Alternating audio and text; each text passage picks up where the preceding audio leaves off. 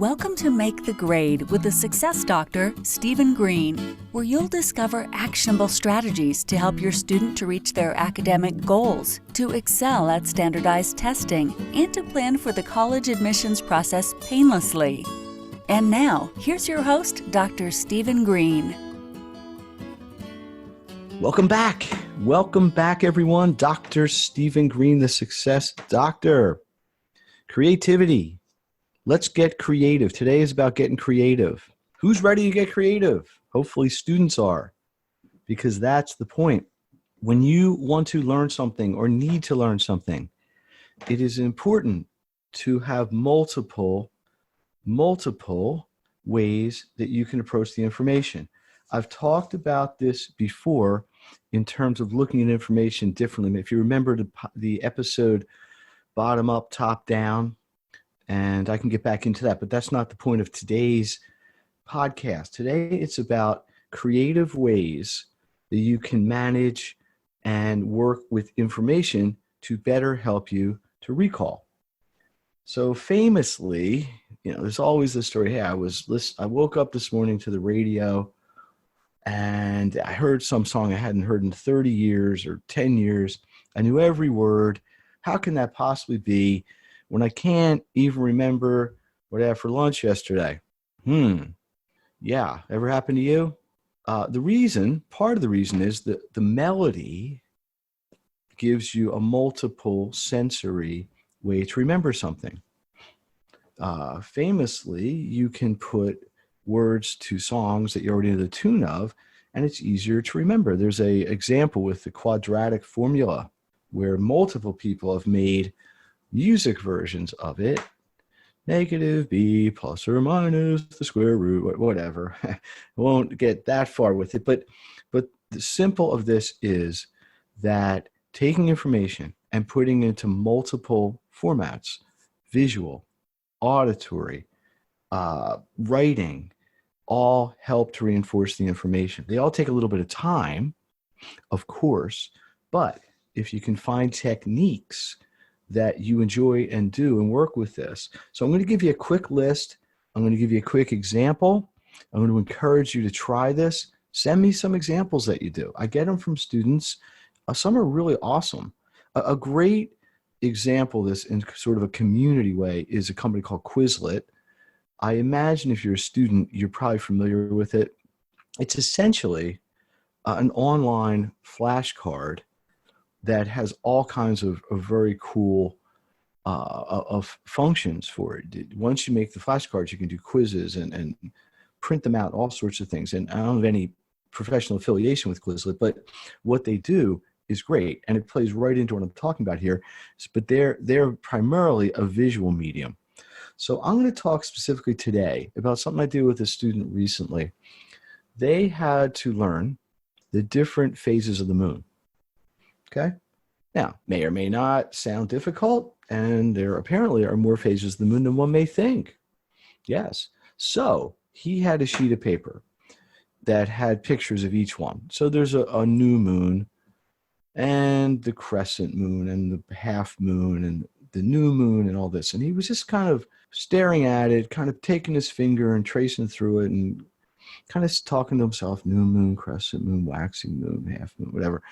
And I said, no, let's try something different. So we opened up the studio here and did it like an interview, which I'm going to attach to this podcast.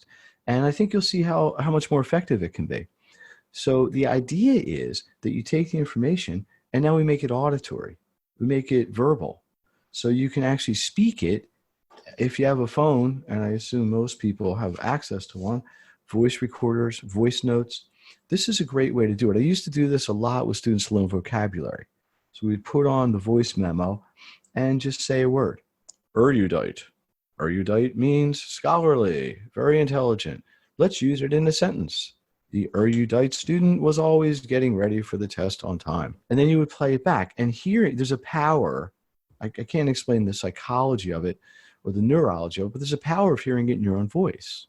So I think this is just a great technique. It's underutilized. I do it with my students, I don't want to say a lot, but often enough when it makes sense. And it's fun, it's interactive, and it helps to learn, which is the bottom line. Because this ultimately is about understanding material in multiple ways so that when you get into the test, you're prepared for whatever way the system or the test is going to ask you to present the material.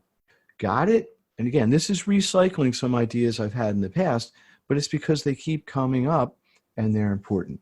So without any further ado, I'd like you have a quick listen to this presentation with the moonologist, Gavin. All right, so here we are. This is Dr. Stephen Green here. I got a special guest in the studio today. Hi. This is Gavin, and he is the world's expert on the moon. Can you believe it? Especially at his young age, very, very provocative. So Gavin, and unfortunately, those of you at home in podcast land cannot see the model. Gavin actually brought a full-size moon with him into the studio today, right? Yep. So Gavin's going to explain to us the different phases of the moon.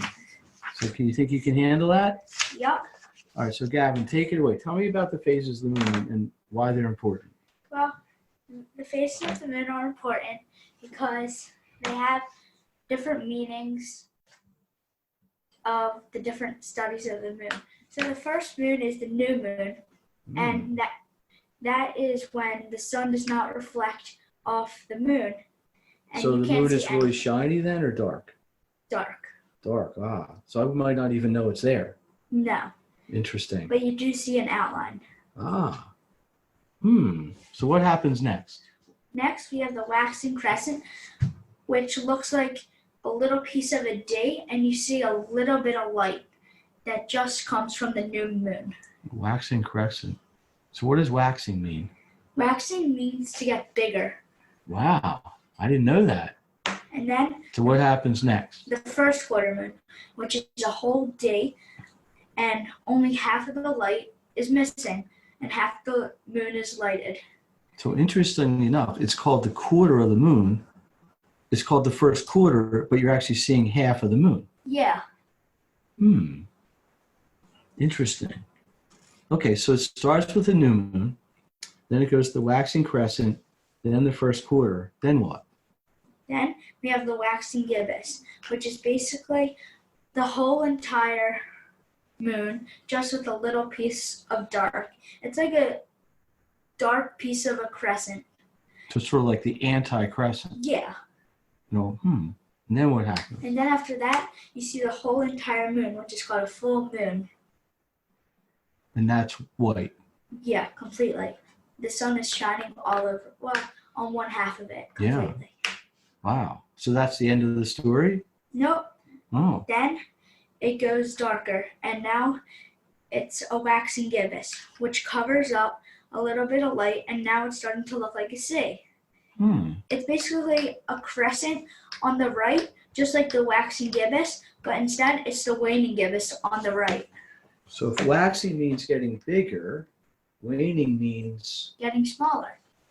Whoa. And they're only one letter difference. Yeah. Waxing and waning, but they have a completely opposite meaning. Yeah. I can't believe this. Then after that, it's the third quarter. Okay. There's no second quarter. The third quarter is basically another half on the right side, and now it looks like a C completely.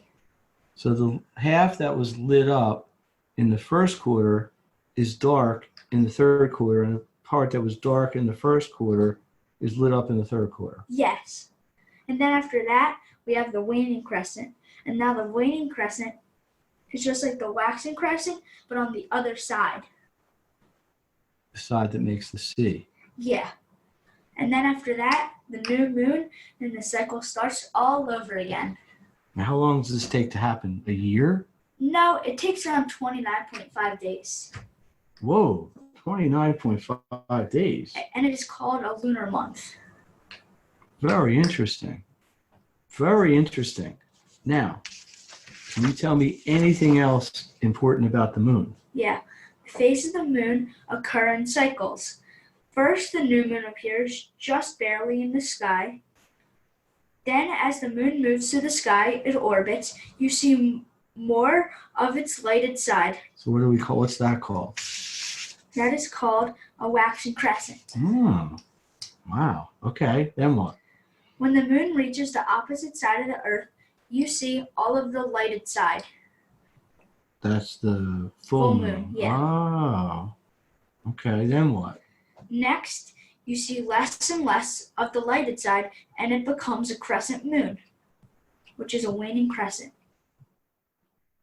I can't believe it. And that's it? And then finally, the moon moves between Earth and the sun again, which makes a full moon. I mean a new moon. A new moon. Yeah. 29.25 days later. Then it's the new moon again. Well, this has been enlightening. An enlightening discussion about the moon. Is there anything else you wanted to tell us about the moon here? Nope. That's it? Yeah. Okay. Very nice.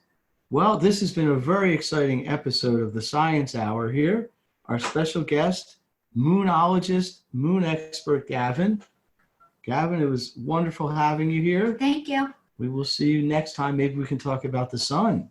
Bye. All right. What'd you think? Do you see the point? Do you see how it might, in many cases, be easier to learn in this style than it would be just taking a piece of paper, see, and just going, oh yeah, oh yeah, oh yeah. This is active, engaged study versus something more passive that you really don't get to do with the same level of enthusiasm. So this podcast always is, always was, always will be about giving parents and students actionable items that you can do right away. Even in the middle, pause the podcast. Do it. Try it. Definitely at the very end. Take action. Listen, learn, take action. Maximize your education. So this is number one and what will probably become a series.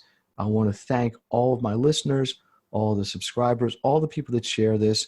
I would like to believe that the more people that can listen to this information, the better the world is in the education sense, and the more people out there able to maximize their learning and reach their potential.